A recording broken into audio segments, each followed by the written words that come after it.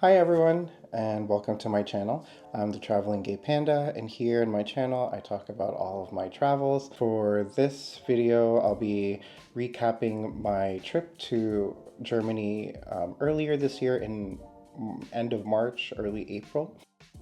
The week before my trip, Germany apparently was beautiful, nice, sunny weather, which meant for me it was cold, raining, and even like sleeting a little bit. I landed in Frankfurt pretty early at around 8 a.m., and with only a 20-minute train ride from the airport to the city, it was still too early to check in. So I dropped off my bags at the hotel and then just went for food.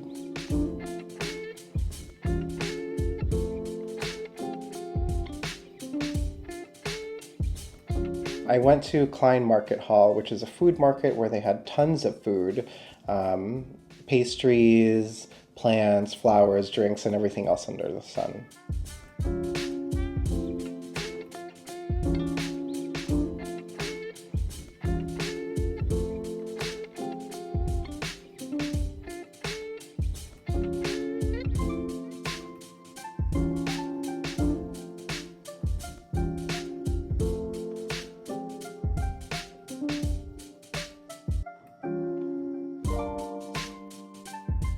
I decided to go with something quintessentially popular in Germany, which is the pork schnitzel.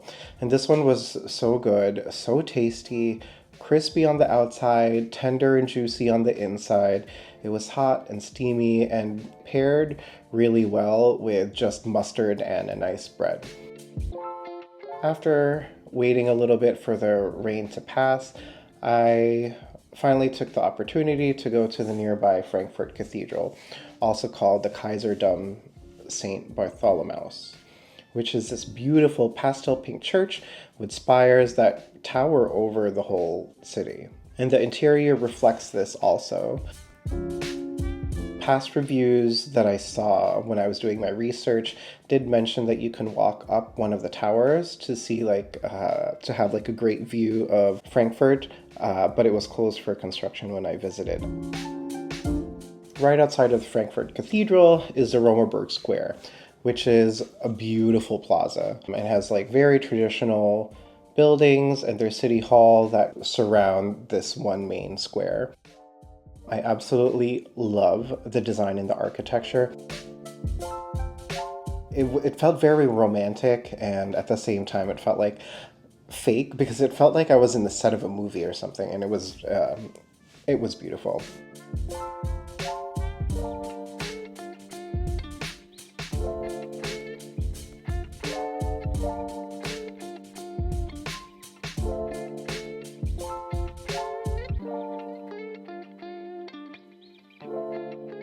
Next, to build up an appetite, I walked along the main river and I crossed the Eiserner Steg, which is a pedestrian walking bridge that people have put their love locks on, similar to the famous ones in Paris.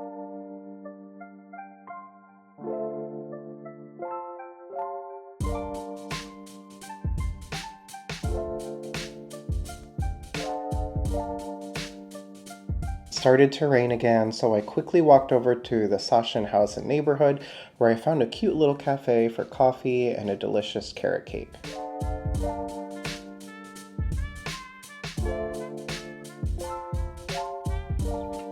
Since the rain only got worse, I decided to retreat back to the hotel to check in and take a nice hot shower.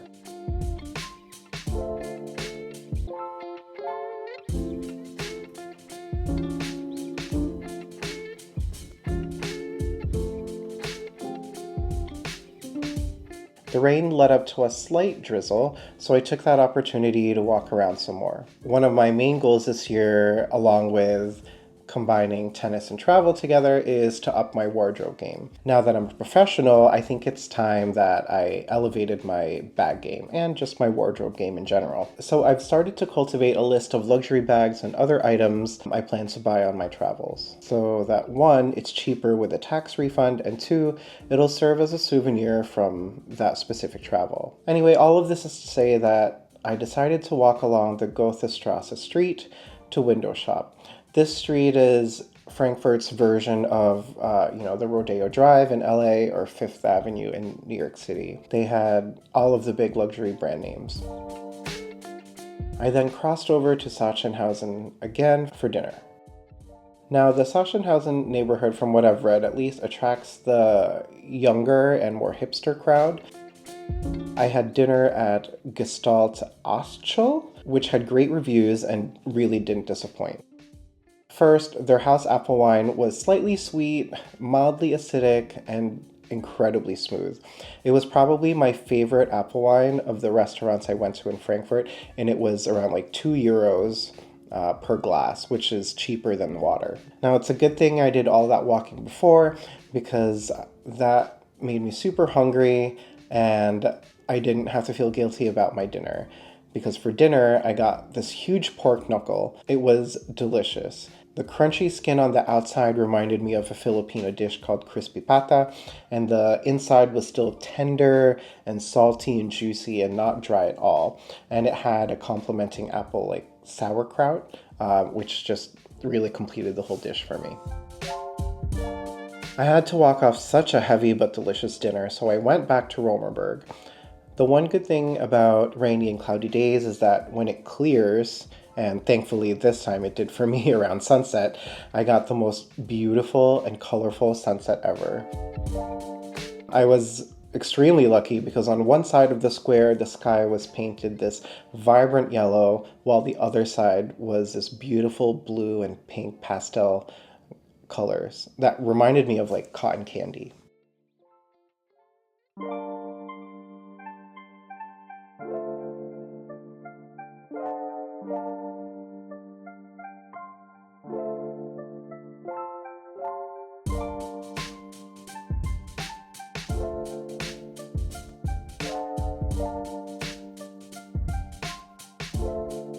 And that capped off my first day in Germany, really. The next day, I took an early train to Cologne, Germany, which was a pretty short hour and 10-minute ride through the German countryside.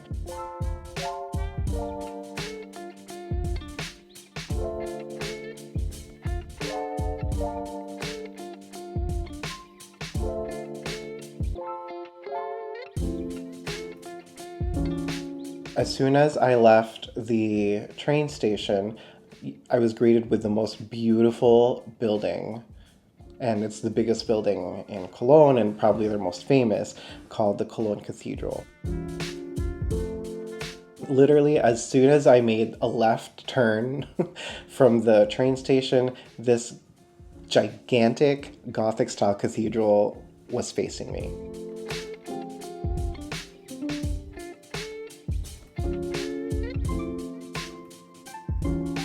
And the inside was even more stunning, with rows and rows, columns on columns of stained glass windows. Stay tuned to see which one my favorite stained glass window is.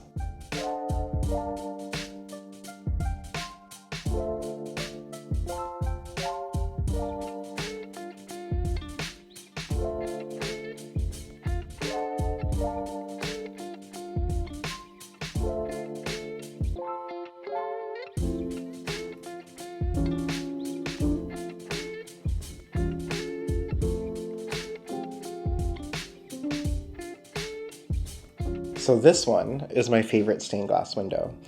And no, the video quality isn't poor. Oh, maybe it is. Hashtag shot on iPhone. This is actually intentionally like this. It's vibrant and unique in design, and it's composed of like randomly selected colored squares to present a very pixelated presentation. And I've just never seen anything like this, especially in a traditional European church. It's very different from the other windows in this cathedral, and it definitely stood out, which made me really appreciate and fall in love with it. Also located in this cathedral is rumored to be a relic of the three wise men. After gawking at the window for a good hour, I went to a nearby cafe pastry shop for a sweet breakfast.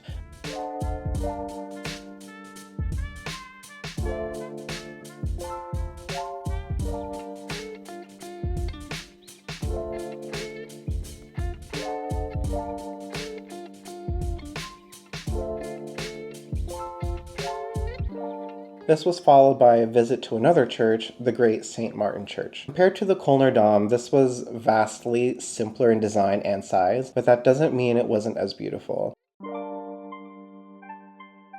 The inside felt cavernous, which made the space feel larger and more striking. Everything inside was this muted beige neutral tone, which made the deep red windows above the altar so striking.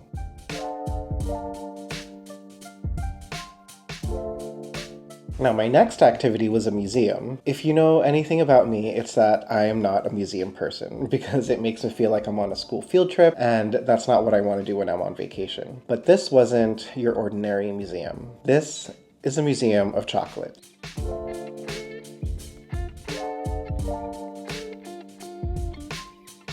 Here, you learn the process of making these beloved chocolates and learn about its social, gastronomic, and economic contributions to the world.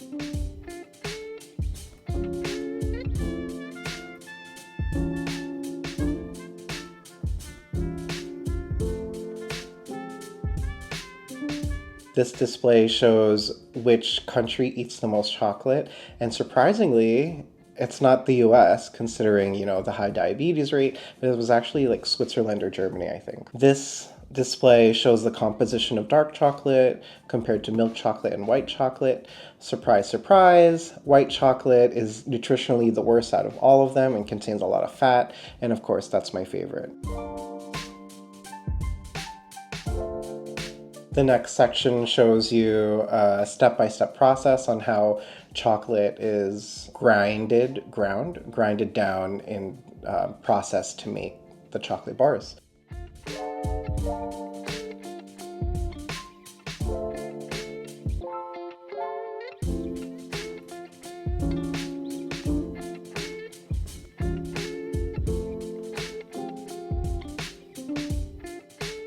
And I love the tasting sections.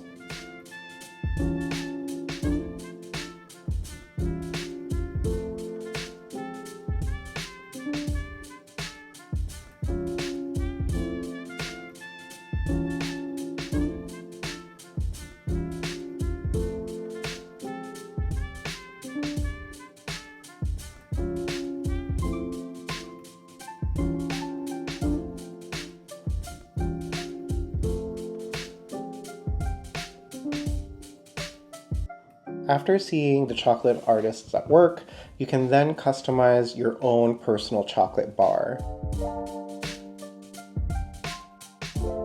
Mine was milk chocolate, of course, with candied orange peel, hazelnut brittle, and freeze-dried coffee.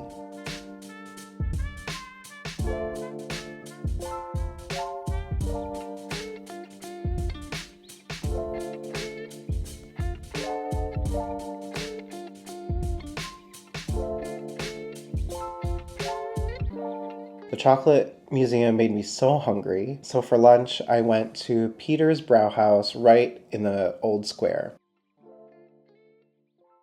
Their Kolsch was so delicious and smooth, and I'm not a beer person, but I could have had 4 or 5 of that in one sitting. For my meal, I had the beer braised beef, which really hit the spot. It was creamy, savory, tender, and just really tasty. It was also very heavy, but that was okay with me because I was going to be doing a lot of walking anyway.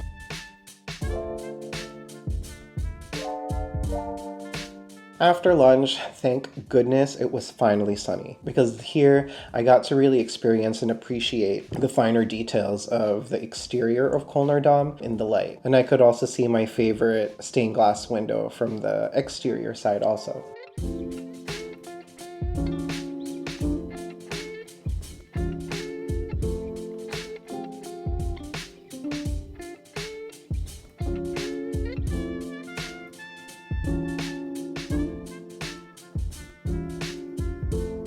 Now, the Lovelock Bridge in Cologne, which is called the Hohenzollernbrücke, is much larger than the one in Frankfurt. First, it's longer, it's wider. It's not just a pedestrian walkway, it's also for traffic. And the fences are lined with a lot more locks. I didn't see like one open space to even put a new lock in.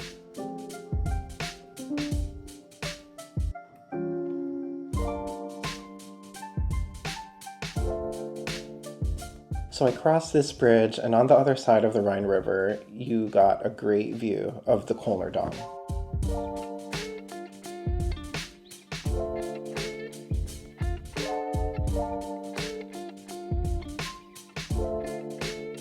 There were seats there as well, so you could people watch, or you could just stroll through. It's a great spot to also watch the sunset right behind the ginormous cathedral, while you sip on a nice, refreshing glass of Kolsch. I found a couple of pubs that specialize in their own Kolsch. So I tried a couple as I watched the sunset behind the Kölner Dom.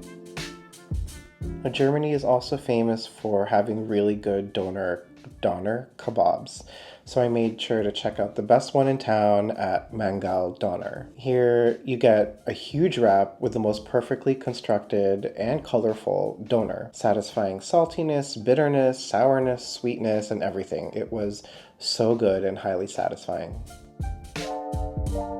And I love how I was able to appreciate the Kölner Dom in the morning, in the afternoon, and at night, so I could see how it was lit up at night, how it's lit up by the sun, and early in the morning, like here, where I basically had the whole church to myself. And this is one of the reasons why I love waking up early when I'm on vacation, is because I get to have kind of a private experience at these normally crowded tourist spots.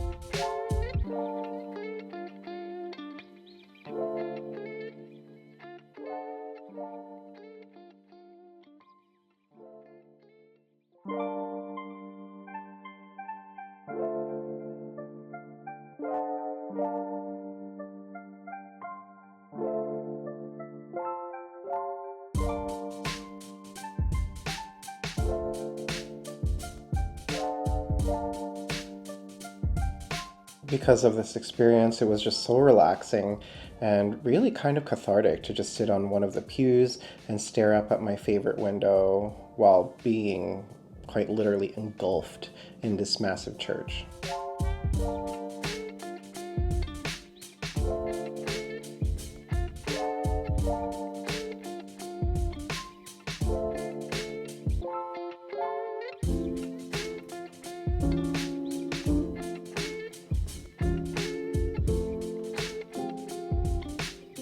Finally, it was time for me to head back to Frankfurt.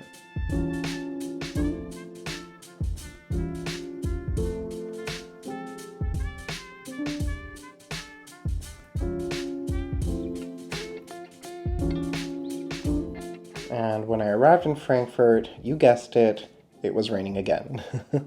And at the same time, it was windy and kind of hailing. So I took shelter in a mall, not knowing that stores are actually closed on Sundays in Germany. I was walking around the mall wondering why I felt like I was having such a private experience, and then I realized it was closed on Sundays. So instead, I went to a restaurant in the Sachsenhausen neighborhood to taste another restaurant's Apfelwein. I went to Dax. From reviews, I knew that their currywurst was really good, and I loved the one at Dax's.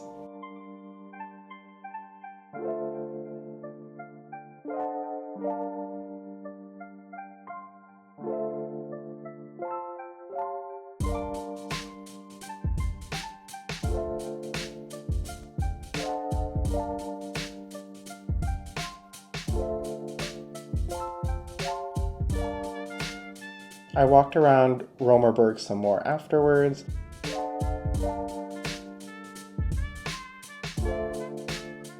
And had a slice of cake with coffee since the sun started finally peeking through. I had this delicious German chocolate cake along with some home-brewed coffee.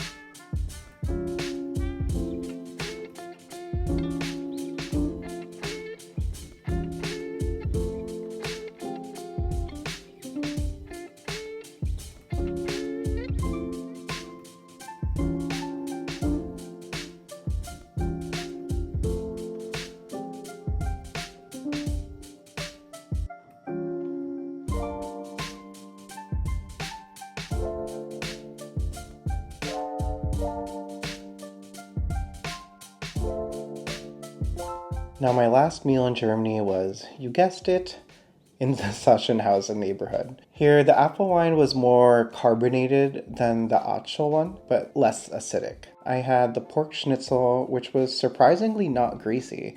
It was really good and tasty. It was a fun vibe all around because they sat me at this large communal table with other solo diners, so we got to chat and experience a friendly dinner. I'm not an extroverted person, and when I solo travel, I pretty much just keep to myself. So this really forced me to talk to other people, and I'm glad it did because I got to meet some pretty nice people and got to hear some pretty fun stories that they had also.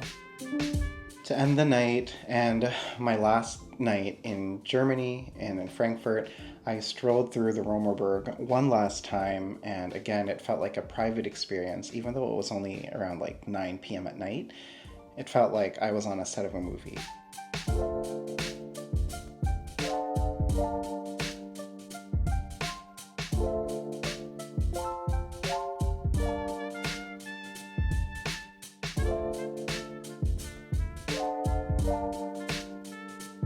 Well, that's it. I hope you enjoyed my recap of my 3-night, 4-day stay in Germany visiting Frankfurt and Cologne, and then Frankfurt again. Please like, comment, and subscribe, and I would love to hear any feedback you have. I'm still pretty new to this, so hopefully I'll get better at not only videoing, but also editing my videos. Safe travels. Bye.